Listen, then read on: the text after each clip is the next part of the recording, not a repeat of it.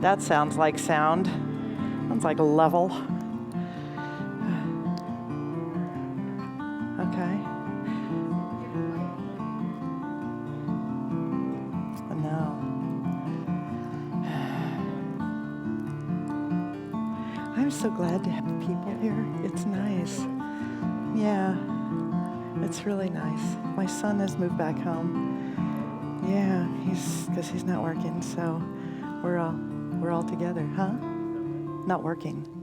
He got furloughed, didn't get hired back. Then he had another job, and it was miserable, so he quit and said, "I'm coming home." I said, "Good. Yeah, come home. And we'll deal with your credit later."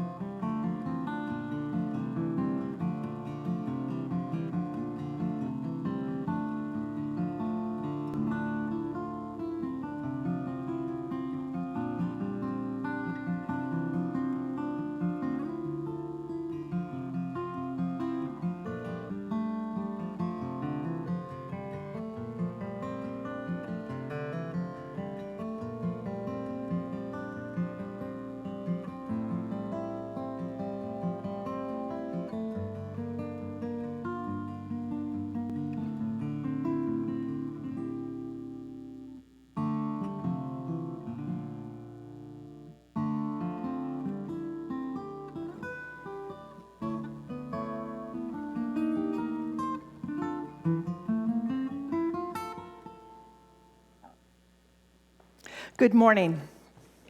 Welcome to the Unity Spiritual Center of Portland.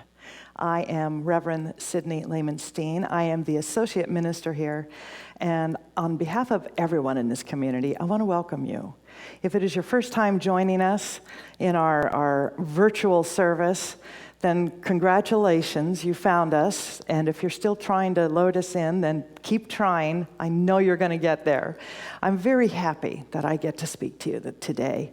And I'm really glad for those of us who are able to sign in and be with each other. I know that some of you are having watch parties, and I think that that's awesome because we have to find those ways that we can connect during these very interesting, challenging times. I used to have a teacher who would say that interesting is simply a euphemism for, God, I hope I live through this.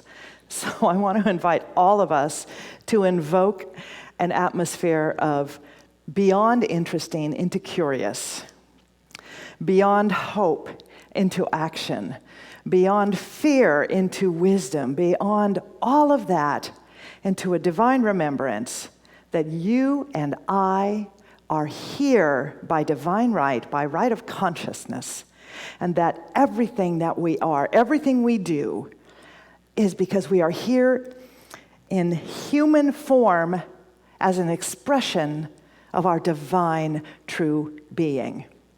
So before we begin this service today, I want to read something to you. This is from a book called Science of Mind 365, and it's written by a man named Ernest Holmes, who was quite a rock star in the New Thought movement, and still is. So I just hope that this will resonate with you, and then we'll go into a meditation. Okay, sounds good. The ancients said that there is an all-seeing eye, and that if we could cause our physical eyes to see with its vision, we should be looking at things as they really are. But is it not true that too often we see with a blurred vision because we are so confused mentally? The all-seeing eye of God, by its very nature, being one and only, must forever see things as they really are. This is why Jesus said to judge not according to appearances, but to judge righteously. We cannot expect to draw a pattern of this right seeing from the objective world of confusion or our inner thoughts of doubt and fear. Therefore, we are told to see and act according to the pattern showed to thee in the mount. That is, we are to look and think independently of the confusion around us. We are to view everything as we feel the divine, infinite, and perfect being must know and understand its own creation to be. This is seen with the eyes of God. So I invite you now, as we come into this deep awareness, to join with me in a quick invocation before we move into meditation. Together we recognize the infinite power and presence of God, Allah, love, spirit, mind, Ashe.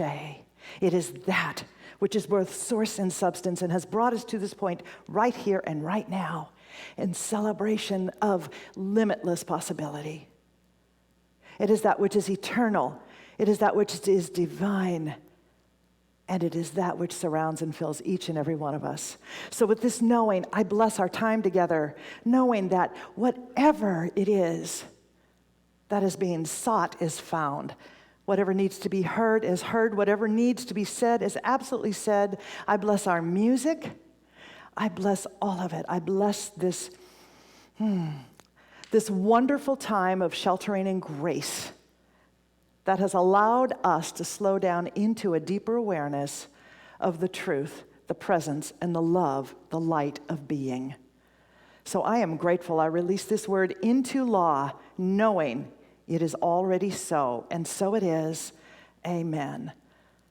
So now I invite you to just allow this music that you are about to hear from Michael and from Aurora to lead you to a deeper place, to lead you into a conscious awareness of your divine identity. This is life. This is hope. This is love. This is God. This is life. This is hope. This is love. This is God. This is life. This is love. This is hope. This is God. This is God. This, all of it, nothing excluded. We are all here as light, as love, as God, as hope, as peace. Breathe in. Let God breathe you. Let Spirit breathe you. That divine breath, knowing that you, that I, that all life connected, we are here as the one in divine expression. Observe your breath. Notice it. Let God breathe you, relaxing into this moment, releasing anything that might be distracting you. I invite you to attend to that loving heart that you are. Relax your forehead. Soften your belly. Let all of it go. And continuing to breathe.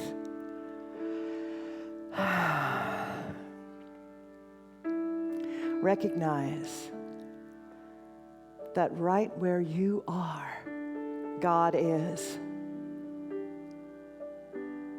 Right where you breathe, God breathes. Where you think, God thinks as you. And you think from that mind, which is infinite, which is always expanding in a new and powerful way by means of you, by means of me, by means of all life. and simply allow yourself to drop deeper into the love that you already are in this beautiful, always present, sacred silence.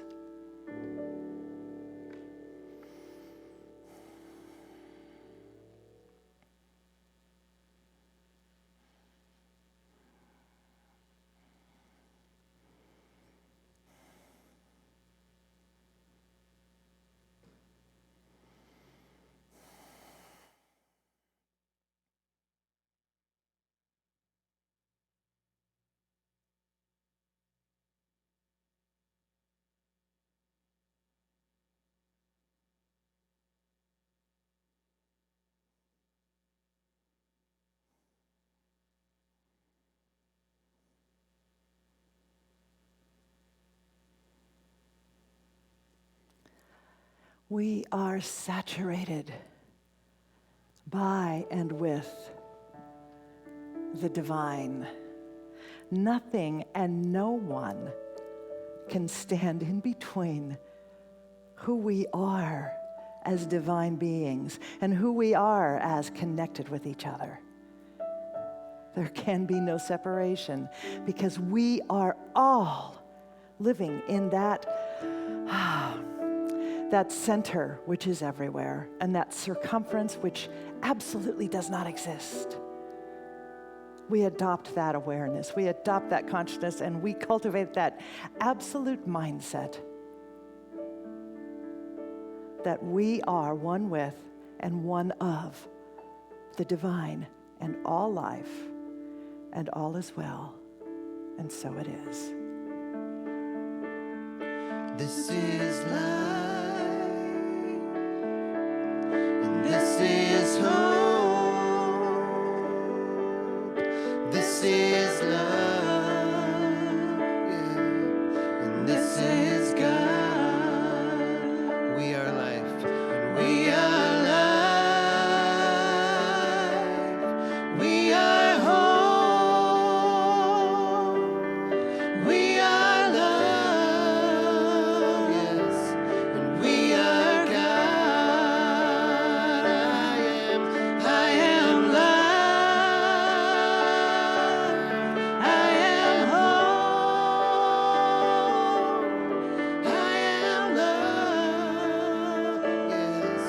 And I am God. And I am life. I am hope. I am love. And I am God.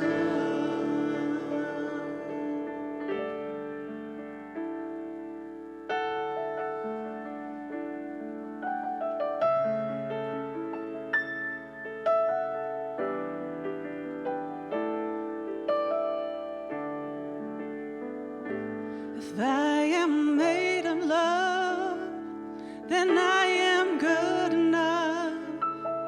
If I am held in love, then I am free.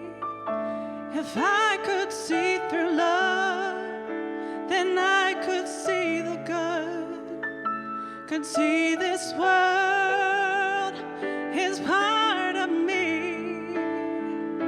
Embrace the nights, embrace the days, and know within they are the same. An empty page to write the truth that you are love and I am you.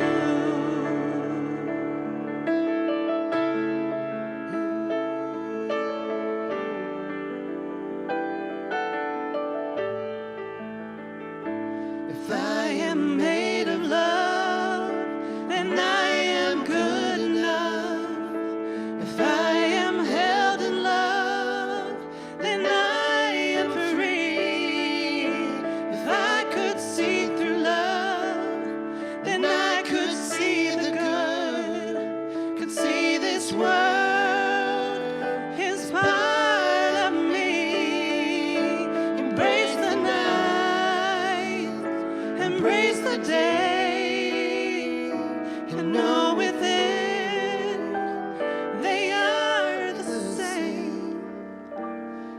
empty page to write the truth that you are love and I am you.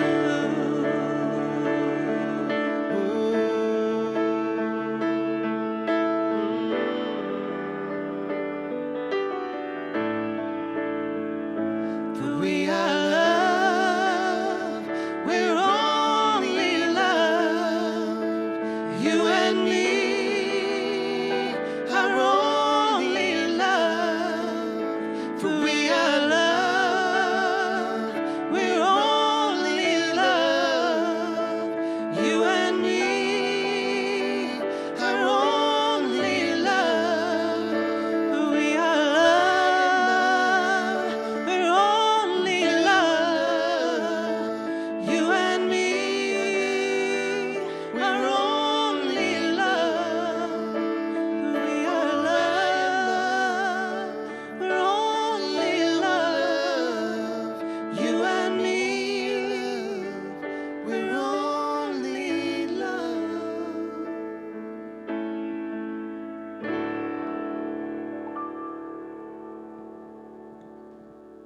Thank you, thank you, thank you. Michael, Aurora, you bless us so very much, and I'm so grateful that you're here. Ooh, I just want to hear more. It's so good. We're love. We are love. It's not an easy thing to remember. It might be easier to remember about yourself sometimes, or about a kitten, or a puppy, or a piece of chocolate cake like I had last night at our socially distancing block party. But how do we remember it about other people? How do we remember it about the stuff that is distracting us, that wants to seduce us into paying attention to it?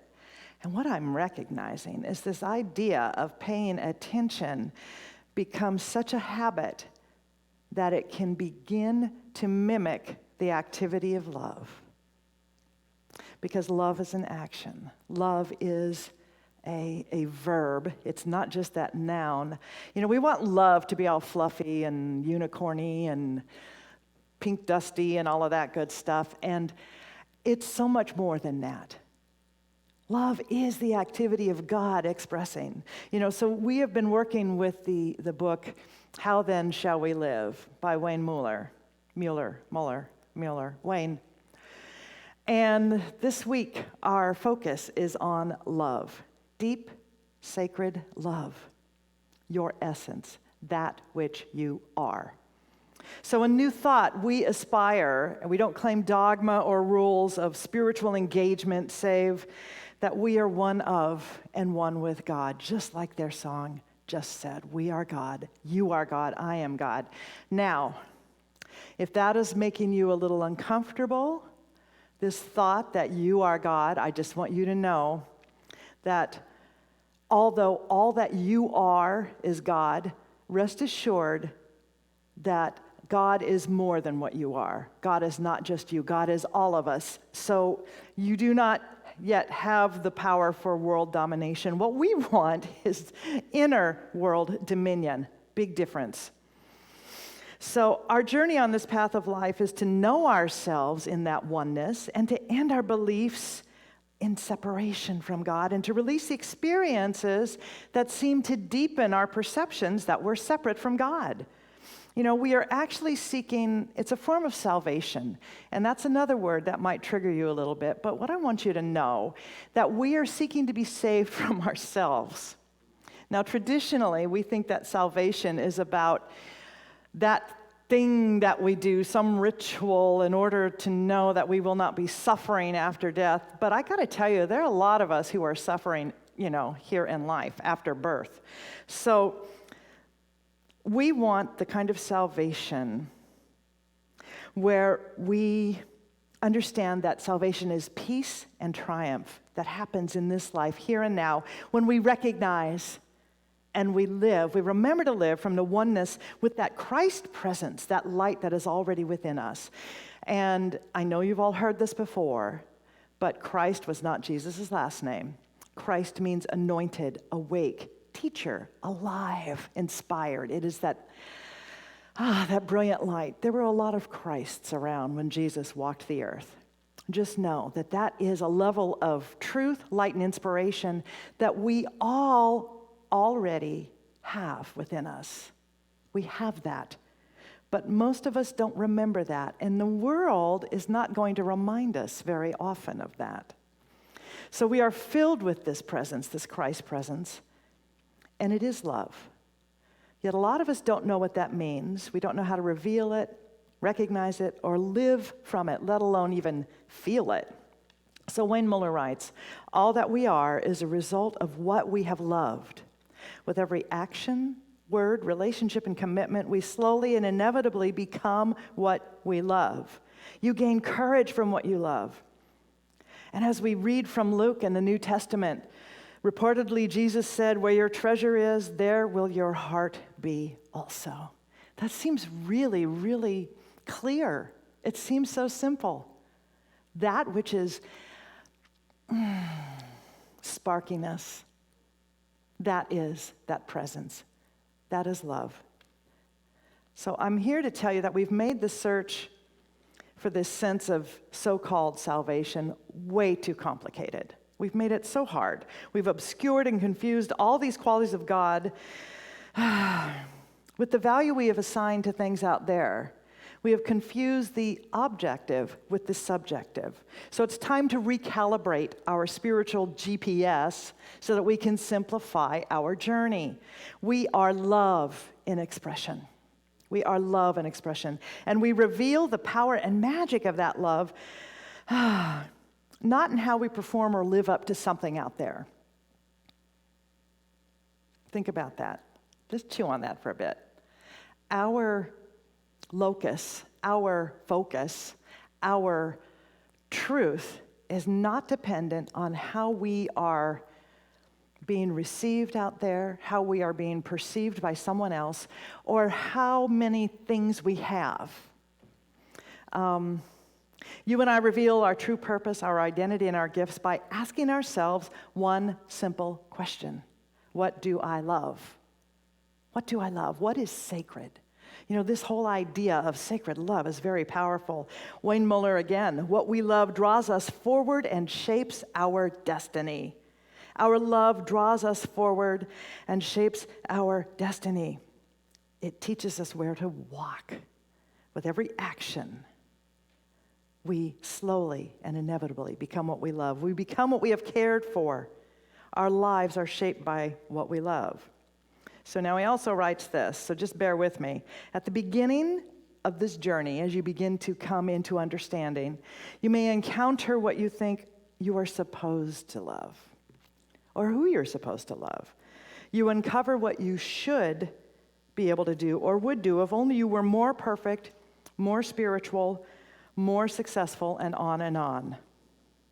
You may first name those things you love because what they will do for you: impress your family, your friends, earn some place of belonging or whatever, but to discern and choose those things that you truly love, this is the fruitful and nourishing practice. So when you know where your treasure lies, then you absolutely can begin to understand the path and the journey that you are on.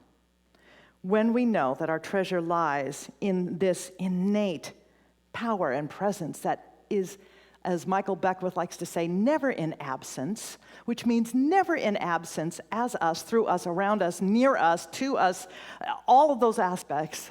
It can never be in absence. You cannot be separate from it. When we recognize that, then we get to ask a question that I frequently ask here. Are you defined or divined? Are you being defined by the world? Are you choosing to be defined by the world? Or are you divined by truth, capital T? And I think that part of our process must be to clear out the beliefs and values which have defined us and allowed us to take in perceptions and ideas and beliefs that are not necessarily of a high, holy, freeing impassioning nature, but are those things that for the moment make us feel secure, safe, and okay. Whether it be a relationship, whether it be a new car, whether it be a possession, whether it be food, whatever that thing is. So we must clear out the beliefs and values which have defined us, because as we do that, there's something within us that has brought us to this place of questioning and seeking. And if we are to reveal our sacred self, our identic self, and live from that and live as it, we must learn to tell the difference between our places of compliance, complicity, and complacency. Tell the difference between those and courageous curiosity. In other words, wake up. We are here to wake up. We have to wake up. You know, it's so much less work to stay asleep and to stay unconscious. But ultimately, the pain of being unconscious, of choosing to deny one's own divinity, and the sacred shift that happens when we begin to notice that, because this divine has a way of clearing out everything that is unlike itself. It absolutely does that, just as we read in the Course in Miracles, that love, part of that journey is to reveal all the obstacles that we are holding to love. And that includes the love of ourselves, the love as ourselves. So this journey allows us to reveal those things that have limited us and have kept us in a sense of separation from the truth of our being. Living a life of what we call duality, God and something else. God and someone else. God and evil, God and the devil, whatever you want to call it. But when we affirm and declare this idea that there is one presence and one power, everywhere equally present, that's God, we don't allow for a back door. We don't allow for a philosophical back door. Is there evil in the world? There are people who choose to do things that on my worst day, on your worst day, you would never ever do. We can go as far as you want with that, but what I want to remind you of is that there is a perfect pattern, not just within each and every one of us, but within the idea of life itself. So at a certain point, we have to make a decision. Are we going to live a life of dysfunctional denial, or wake up and get with the program? So Thoreau wrote these words over 150 years ago. The mass of men, the mass of men, not massive men, the mass of men and women, by the way, lead lives of quiet desperation. What is called resignation is confirmed desperation. Think about that.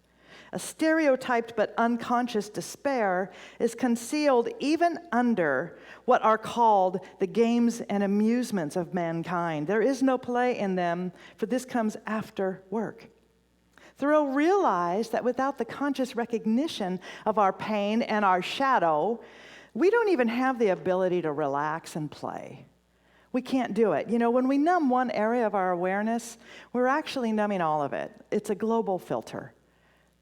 Think about that. It's a global filter. I think in many ways, we're seeing that in the world. It is coming undone. The filter that we use to keep from feeling pain and separation is fully present. We are waking up. We are waking up. And going unconscious is not unusual, but it's also not a protocol for a fulfilling life. It really is not useful nor sustainable. And here's the thing, when you and I on the individual level wake up and decide to stay awake and do all of those things that enhance our aliveness and our being awake, then the world starts to wake up. Because all of us are moving into that knowing of the divine, and there's no way that others cannot know it. This is shared energy, folks. This is shared presence and power. And as I know it, you know it. You may not consciously know it yet, but it is now part of that which informs you. So I was working with this book, and the chapter that we're looking at this week is entitled, What Do I Love? And so I realized that there are 4 steps in this to truly come into a sense of awakening your heart, of the possibility, your passion, and your authenticity, and moving from a place of despair, resignation, maybe about what you see in the world. I don't know how addicted you all are to watching CNN or anything like that, but if you are even participating a little bit, you are participating also in the resignation and the fear and the chaos that is there. And as I read at the very, very beginning, we cannot see with the eyes of God if we have these filters, these scales over our eyes that are anchored in the confusion. So 4 areas that we're going to work on. And by the way, this is your big hint. This is where you grab a pen and a piece of paper and take notes. Because although the Buddha said that awakening is for the many, not the few, you actually have to show up and participate in the work to stay awake and to live that awake life. So we're going to work with the analogy of a garden. And that's what Wayne Muller does in his book. And I know that some of you have become quite prolific gardeners during this period of quarantine, or as I called it earlier, sheltering in grace. So let's work with that. So there are 4 steps. We clear, we plant, we attend, and we bring forth. And I will go into all of these a little bit deeper. We clear, we plant, we attend, and we bring forth. And we do it all with the awareness and the active, intimate connection with the truth of our being, love. So step 1, we prepare. We prepare the soil. We prepare the soul. So you can't just assume that when you declare a dream or a passion and stand back that you can wait for it to show up. You actually have to prepare that space. Just as in a garden, you have to clear away the weeds, the rocks, the twigs, the old growth, all of that stuff. The old growth, double points, by the way, if you just caught that metaphor. And you must, as Wayne Muller writes, remove anything that's going to prevent healthy growth. And he also suggests that we need to work the soil and nourish it. So it's not enough just to clean it up. We have to sift in essential nutrients. Now, on the spiritual level, the metaphysical level, this is about prayer. This is about questioning. This is curiosity. This is about diving deeper and meditating and truly, truly contemplating the good, contemplating the truth, capital T, truth, that is the divine within. This is also perhaps when we recognize the vulnerability of this new fertile ground. So we take steps to keep it healthy. You know, in my garden, I have chipmunks everywhere. They're adorable. And as much as I love to watch them eat all of my lettuce, it means I don't have lettuce. So there are some things that I have to do to keep them out. I have a dog who goes insane ballistic and keeps the chipmunks at bay. She never catches any of them. She just barks, and they decide that this is not their neighborhood. So do what you have to do, right? In the soil of our own fertile lives and our souls, this analogy, of course, as Muller says, is that our various healing methods, our psychologies, our therapies can help us clear the ground of our past and prepare us to receive a better life. We clear the debris of our past in order to cultivate an authentic present. An authentic present. So consciousness requires attention and intention. Hear me. Consciousness requires attention and intention. And what we know too is that a great deal of the work in clearing our own emotional and psychic debris is found in the spiritual work. So that's why we learn mindfulness practices. We take classes. We grow. We ask questions. The questions that maybe are uncomfortable to ask and uncomfortable to answer. Right now, I'm in the process of a deep journaling process with about 200 other ministers, exploring our own inner white supremacy, our patterns, how we might have been complicit in some of the ideas that we didn't even know were going on in this world. So we're doing that. It's some deep work. And that's what we do because we want to wake up. You know, we practice principle while we are learning it. It's an on-the-job thing, and we practice clear, healthy thinking. We drill down on affirmative living. We tithe, we connect with others who have the intention to grow, the intention to love, because we want to know that we are being supported and that we can support someone else as we move into a greater idea of who we are. So step 2, we plant what we love. We've cleared the soil, we've nourished the soil, we have cleared our minds, we have nourished our minds, we have prepared the soil of the ground of our being so that we know it is healthy and ready and receptive to receive the ideas.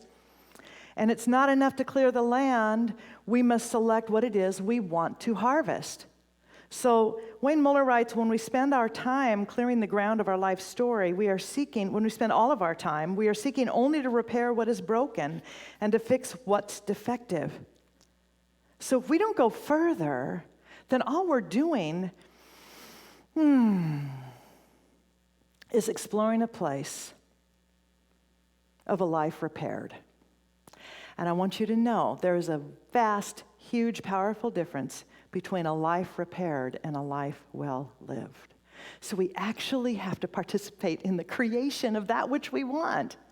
So if we choose to just have a life that's repaired, know that you can do that, but you're going to have ongoing repairs.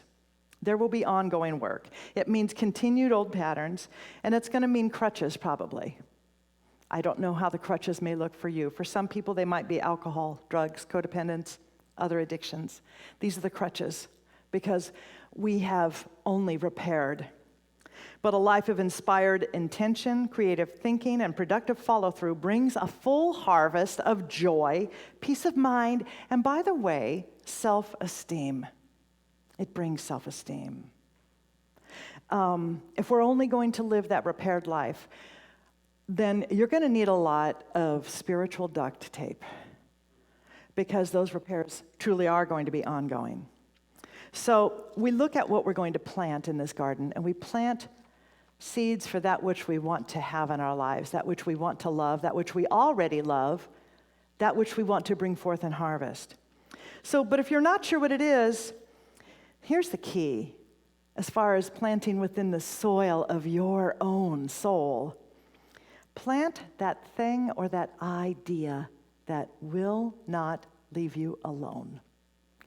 Plant the idea that percolates in your stomach, that wakes you up at night, that scares you, that's bigger than you. Because everything needed for your unfoldment and your expression is in that seed that is surrounded with anticipation and maybe a little healthy fear. That's love. That is the love that wants to come forth as you, and you are great enough. You are great enough to have that, to plant that, to attend to it, and to bring it forth. You are greater than that. Plant that thing which disrupts your own status quo. It's the love within you, longing for your unique expression and vision. It is your love. This is the thing about vision.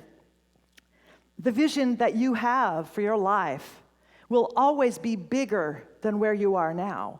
It will always be bigger than the perceptions you have now. It will always push you. It will always make you uncomfortable. And yes, it's going to disrupt you and the people around you. That's what vision is. It is participating in an idea of a possibility that has not yet been brought into fruition or manifestation. That's why we work with vision, because it pulls us forward out of the weeds and the rocks that we just cleared out into a greater idea, a greater harvest. That's what vision is for. You know, there's this idea that God doesn't call the qualified, God qualifies the called. So if you are being called, know that it's not a call from out there. You may be inspired from something you see, but the call is coming from in here. It is that love that will not be denied. It will not be silenced. You can try to escape it, but I got to tell you, that knocking on the doorway of your consciousness is going to get louder and louder and louder, and your pain might begin to enter the expression, because that's how life gets our attention sometimes, when we're not paying attention. So that which we love may not be comfortable. It may not be popular. In fact, you may have to become a disruptor. You may have to become a disruptor. Disruptors are those who change the status quo about something because that which they are going to change is ripe for transformation. And they might be the only ones who get that. They might be the only ones who caught that vision. So here's an example. In the Old Testament, the legend and lesson of Esther, who saved an entire culture. The legend is that she saved the entire Jewish population. Her husband's brother wanted to annihilate the Jews.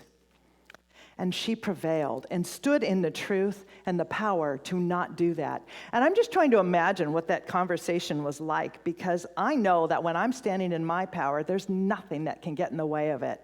Whether it's a discussion with my husband or my son or the people around me or my own consciousness, by the way. And there's sometimes when the conversation will be, okay, now, Sydney, we can do this the easy way or the hard way. And I'm thinking that Esther might have just had that conversation with her husband, the king of Persia, and said, honey, could you get up and get me a glass of water? It's time to wake up. Oh, and by the way, something we need to talk about, and you can do this the easy way or you can do it the hard way. But it's about a global awakening.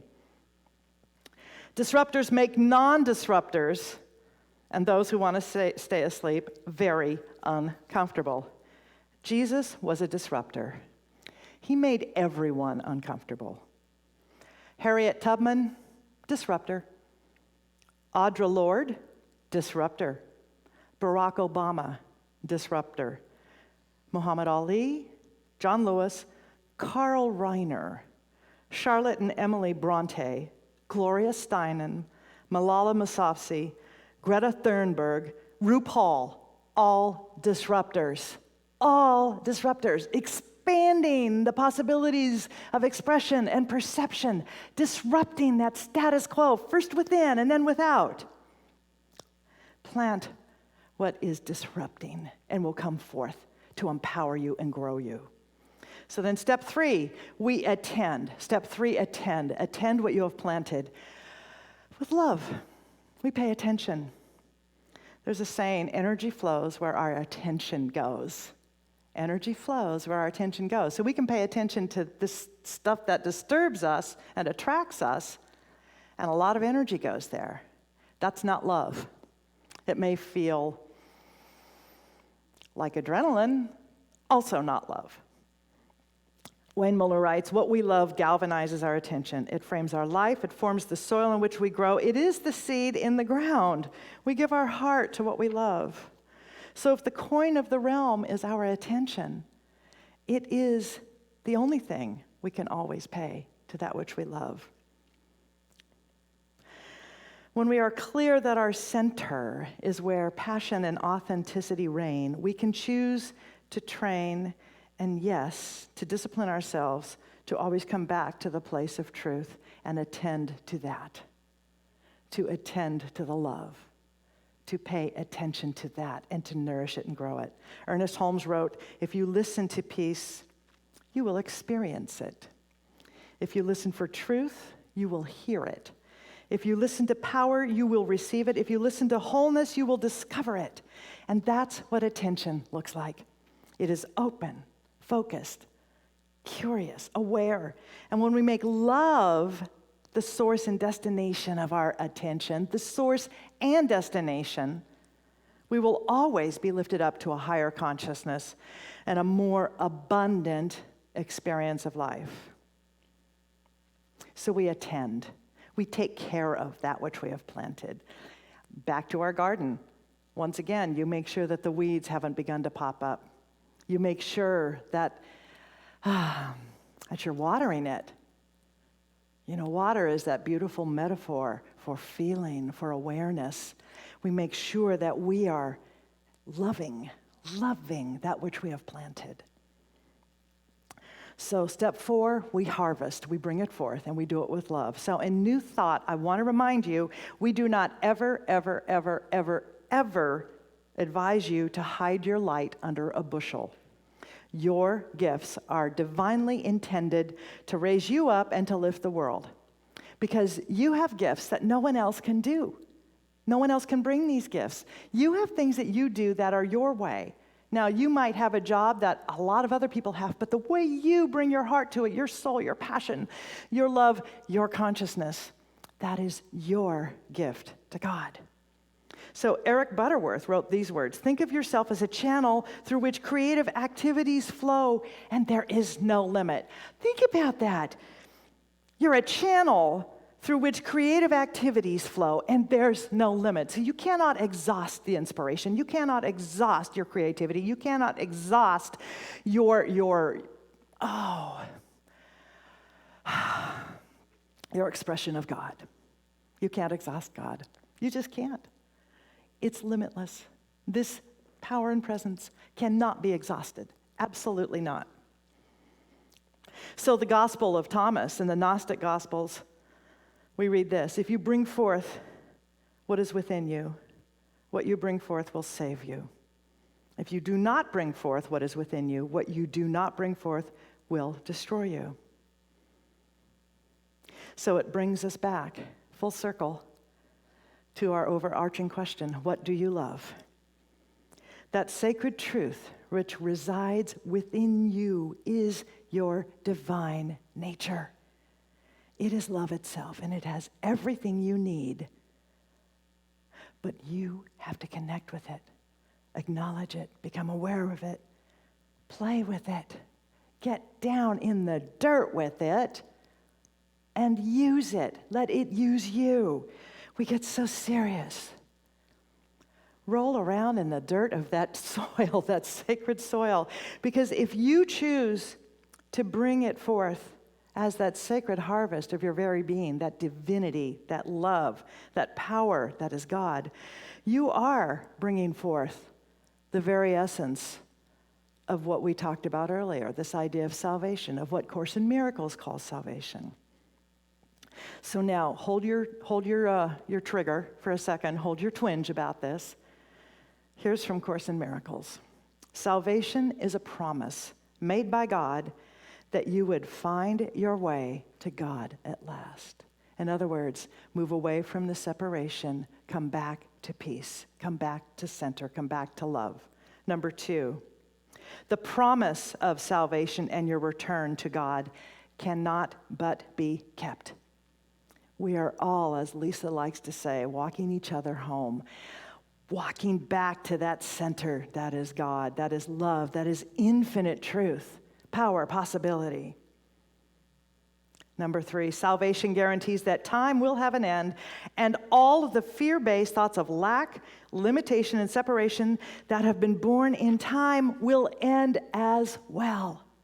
And this is why we seek to see the global filter of numbness, of sleep, to dissolve.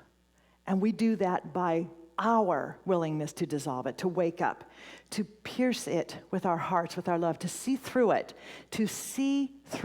with the eyes of God, with the eyes of love, to allow a greater vision, a spiritual vision, more so than television, a spiritual vision. Number 4, God's word is given, and by word, by the way, it is that intention of life and power and creativity. That's what we mean by word. You and I are the word of God. We are the expression of God. We are the idea of God. Whether you call God love, life, infinite mind, whatever it is, we are that pronouncement. We are that pronouncement of God. And it is given every mind which thinks that its split mind, that's you and me, has separate thoughts, and will replace these thoughts of conflict with a thought of peace. So these are these ideas that we are bringing forth, and they come from within. And yes, they will save us. So that dream that you have is here to save you. And I'm not saying go live a life on a hill, a life of asceticism, and turn away from those things that bring you joy and comfort. Go to God first. You know, all of it is an expression of God. All of it.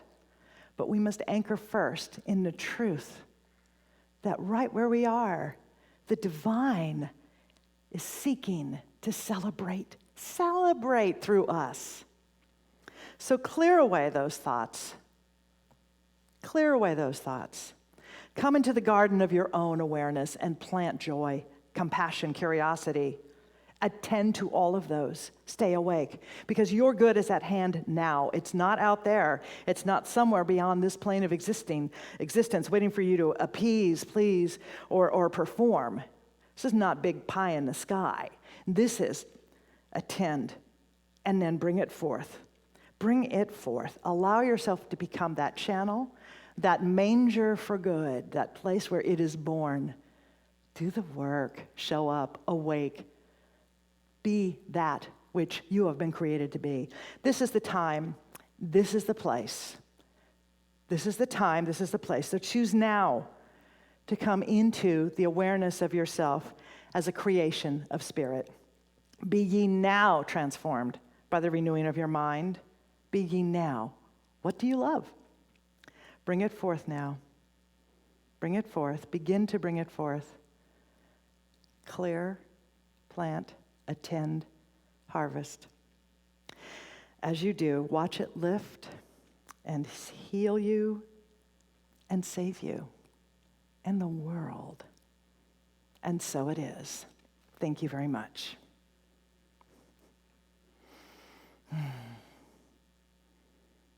This gift, this idea of gift is powerful. It's wonderful. It is so strong. And I'm going to step away from our normal order of service. I'm actually going to have you do the song first, and then we will go into our talk about offertory and all of that. I just want us all to revel and to anchor this idea of being that expression of God coming to full fruition and harvest. Thank you.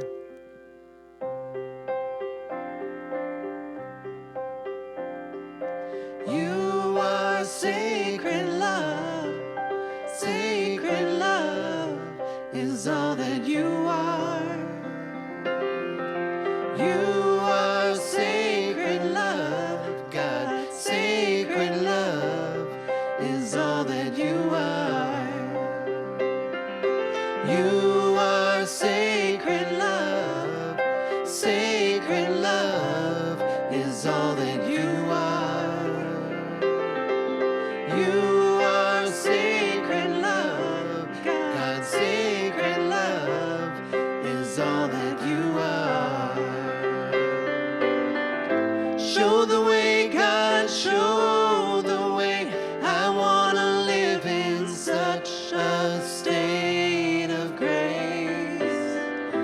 Lead the way, God, lead the way. I want to live in such a holy place. Such a holy place. You are blessed peace. Blessed peace is all that you are. You are blessed peace, God. Blessed peace is all that you are. Show the way, God, show the way. I want to live in such a state of grace.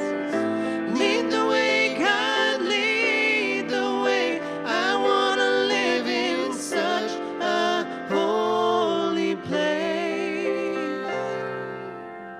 Such a holy place. You are sacred love. Sacred love is all that you are. You are sacred love. God, sacred love is all that you are. Sacred love is all that you are.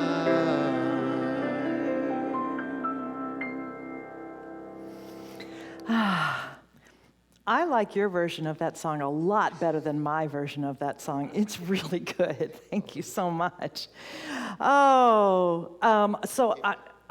If you like, whatever, I don't, go for it. So I want to talk a little bit about this idea of sacred love as the gift that you are. We are grateful, so grateful, beyond words, beyond beyond ideas, beyond conscious thought, for the participation of this community that has kept us thriving, kept us going, kept us able to bring Sunday services to you, to be able to bring classes to you, to bring all sorts of stuff. Our, Reverend Lisa does her Wednesday and Friday quick broadcasts. We are able to do all of that because you have decided to partner with us and to help us become stewards of not just this building, but of this teaching. And we are grateful. So this is the time right now. I want to invite you to really, really look at how you can participate in a greater way. We do a thing called push pay, which makes it really easy.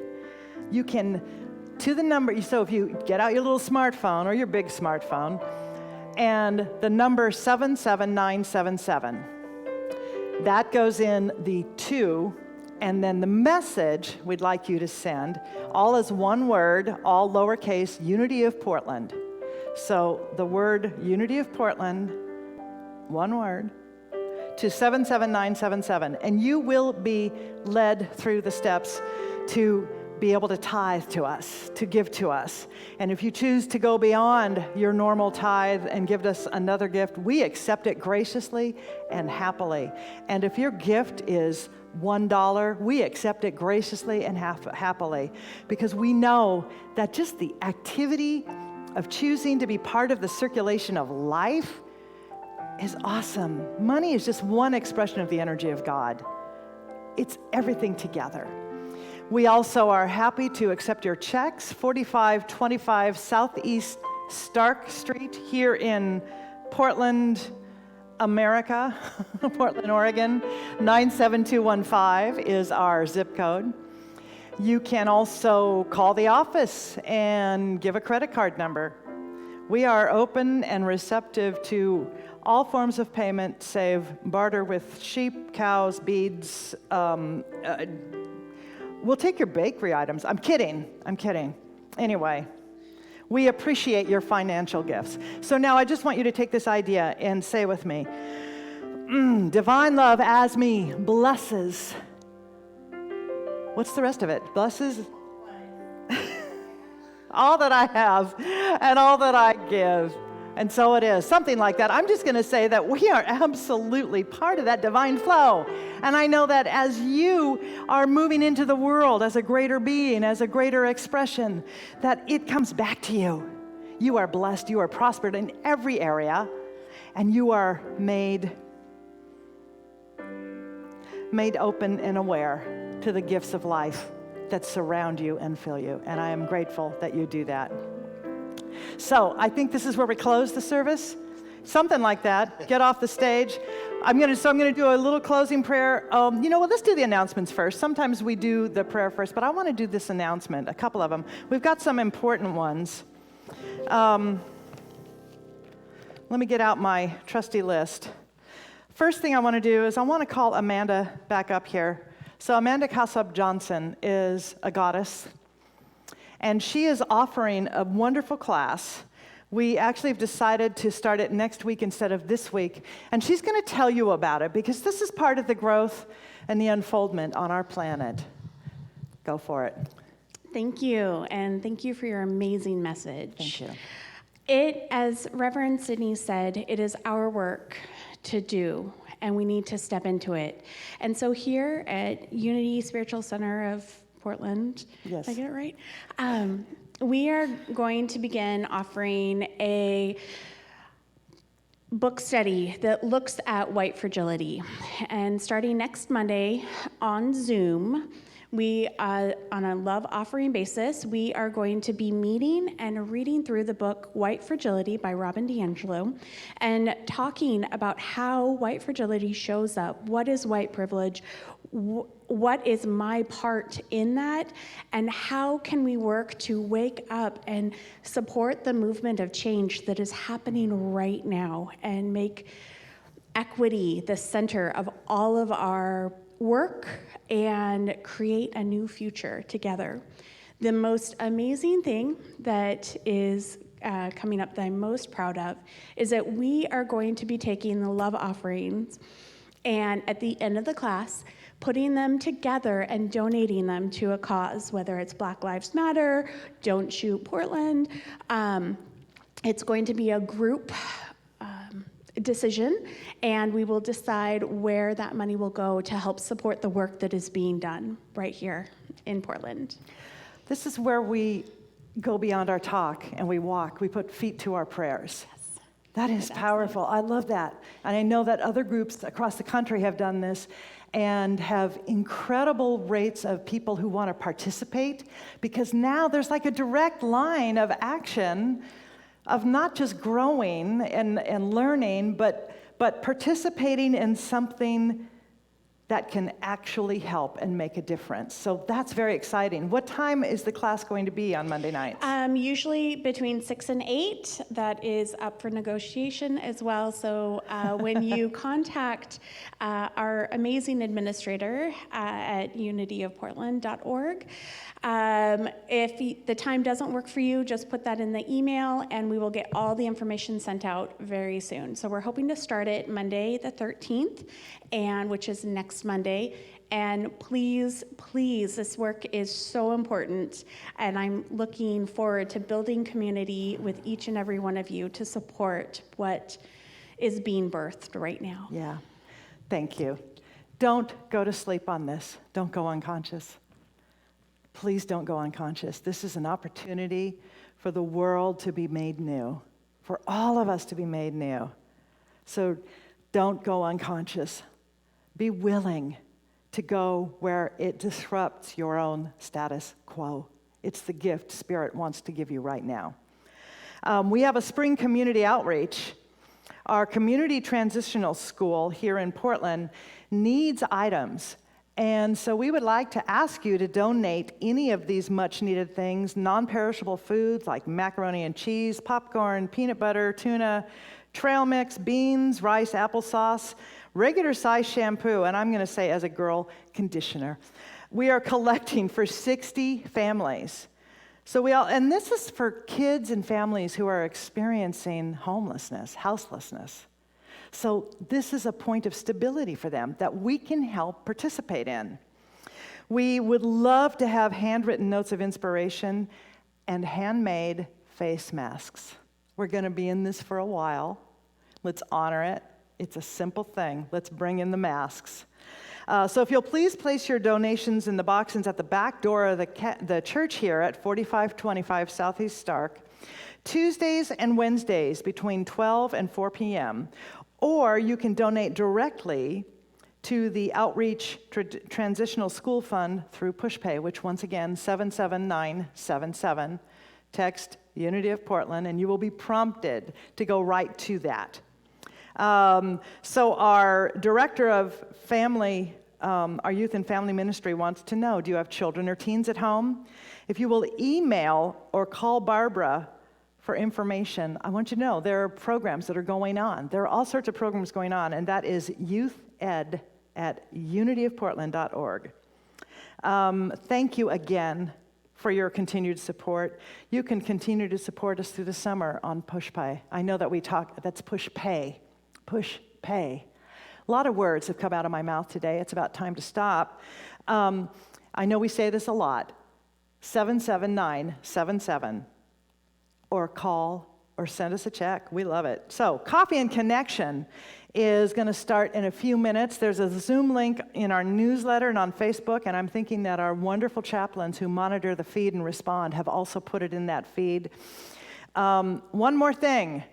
Tomorrow, the church office is not open. It is closed. So if you call, you won't be able to do anything save leave a message. We like messages. But we are closed in honor of the Independence Day holiday. So I just want to thank everybody, and I'm just going to say this now. The light of God surrounds us. The love of God enfolds us. The power of God protects me, protects us. The presence of God watches over me, watches over us. Wherever I am, God is. Wherever we are, God is. Wherever you are, God is. And all is well. Have a wonderful week. Amen.